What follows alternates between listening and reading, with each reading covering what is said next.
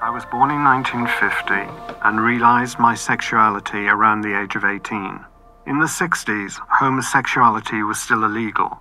By the age of 25, I had moved to London, where it was less of an issue. I came out to my family. Their reaction was rejection.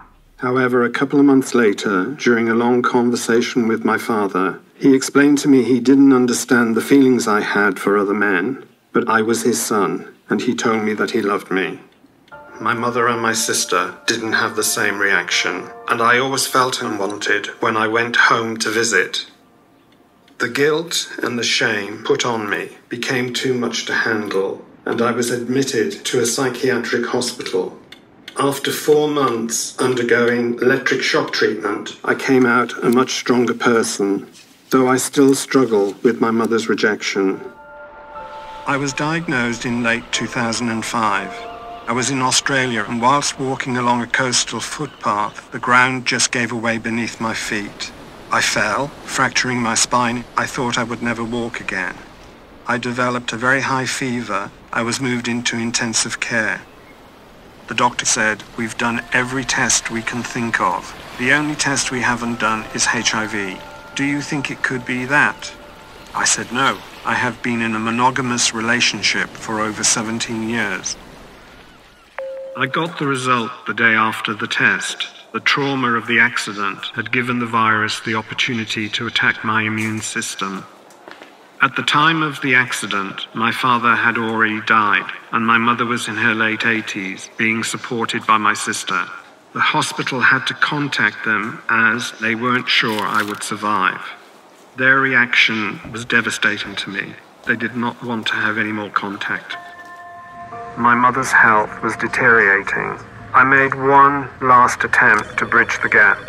I was told that HIV was an embarrassment and that they preferred that I never came home. My mother died on January the 1st, 2009. Since the funeral, the only communication I have had with my sister is through solicitors regarding my mother's will. What she left was to be equally split.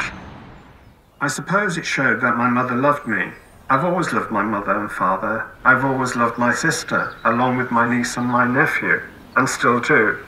But it's their life, and they've chosen not to have anything to do with me. I was rejected by close family, my lover, my church. I can't take any more rejection, so I've made the decision to stay celibate. The older I get, the more frightened I become. Waverley Care has been my lifeline. They were incredibly supportive. I now have a very strong group of friends. I've actually been very fortunate in life, so I am driven to give back to those who are less fortunate than me. I still have bad days, but my faith, which has never left me, gets me through. I believe that there is a better life to come, so I make the best of what I've got, as well as try to improve the life of others. Because HIV is no longer a death sentence, and we don't hear much about it in the media, people are not questioning their sexual partners.